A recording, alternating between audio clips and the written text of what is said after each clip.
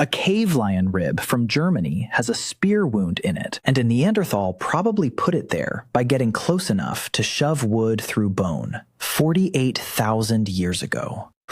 This wasn't some clean little arrow shot from safety, no bows. This was a wooden thrusting spear, the kind you only use when the animal can reach you too. 12.6 millimeters. That tiny puncture is weirdly exact. A researcher can measure one rib, and suddenly you're watching a lion die in Bavaria, a cave lion. And then the group butchered the body for meat and organs. They ate them. So here's the thing. Ancient humans absolutely ate predators. Lions, bears, wolves, foxes, hyenas. But predator meat was the rare stuff, the risky stuff, the weird stuff. So if humans could kill lions, why didn't they eat predators all the time? And before we follow this lion's body into camp, if you enjoy this video, like, share, and subscribe. Each of my videos takes hours of research before I even think about making the script, so please support the journey. If you enjoy this, I'll make a full series about anything you want. Just let me know in the comments below. Okay, back to the lion. The Siegsdorf animal was an old male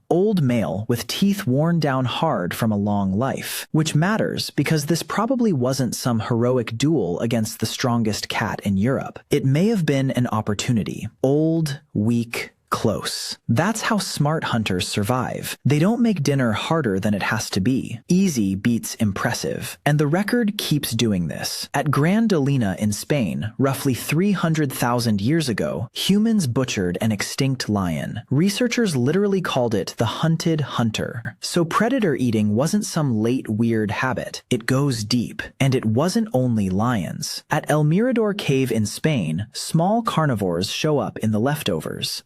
33 remains. 24 looked eaten by humans. That's not a menu staple. That's a pattern. At Axlor, Neanderthals left cut marks on carnivore bones too. So the answer isn't never. The answer is rare, useful, and opportunistic. Way before metal. Way before freezers. At Einhornhöhle, Germany, lion toe bones suggest a pelt was removed 190,000 years ago. The cuts suggest the claws may have stayed attached, because sometimes the lion was more useful as skin, as warmth, as a warning, as power. Then, Lagarma, Spain, much later, gives us another clawed skin, about 16,500 years ago. And in that cave, 9 lion toe bones turned up. Someone had worked them carefully. 8 had cut marks. But this next number tells the whole story, 0.23%. That's how much of the studied animal bone was lion. Almost everything else was normal prey. Deer,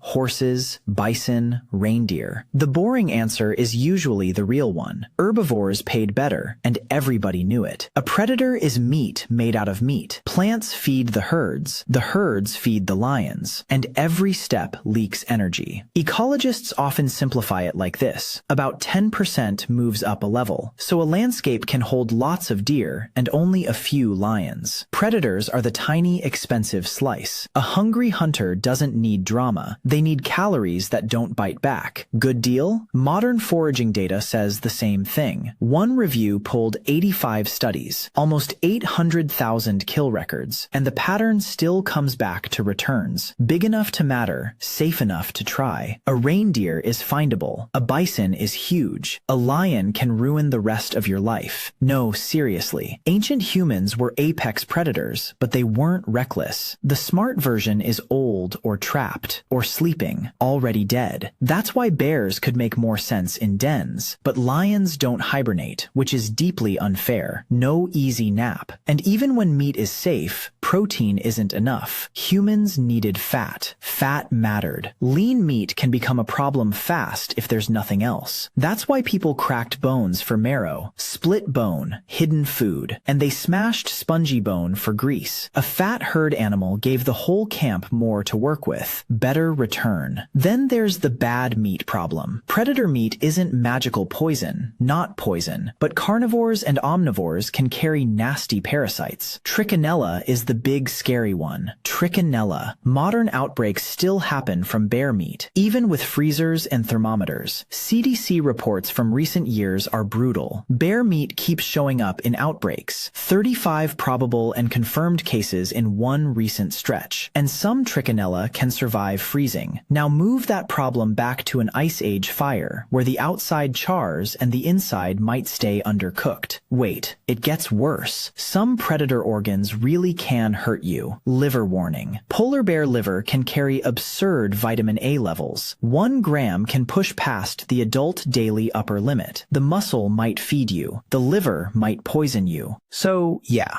bad meat was part of it. Taste was probably part of it too. Carnivore fat can smell strong taste.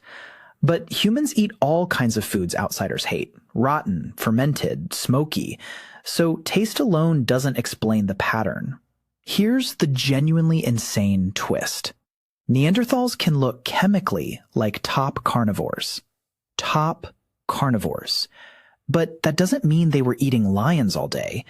It means they were eating what lions wanted. Deer to human. Humans became apex predators by taking the prey of apex predators. They competed with lions more than they consumed lions. Modern foragers show the same kind of intelligence. Hadza hunters have been seen taking meat from lion kills, steal groceries, not eating the lion, eating the lion's dinner. A stripped ribcage on dry ground, nothing else. But sometimes a predator was more than calories. A lion could be danger you survived. Status. A skin could be warmth. A claw could be a story. One claw. One memory. So the real answer isn't that ancient humans never ate predators. They did. Rarely. They ate them when the risk finally made sense, or when the skin meant more than the steak. If you wanted calories, you hunted what the lion hunted. If you wanted power, you carried the lion into the dark.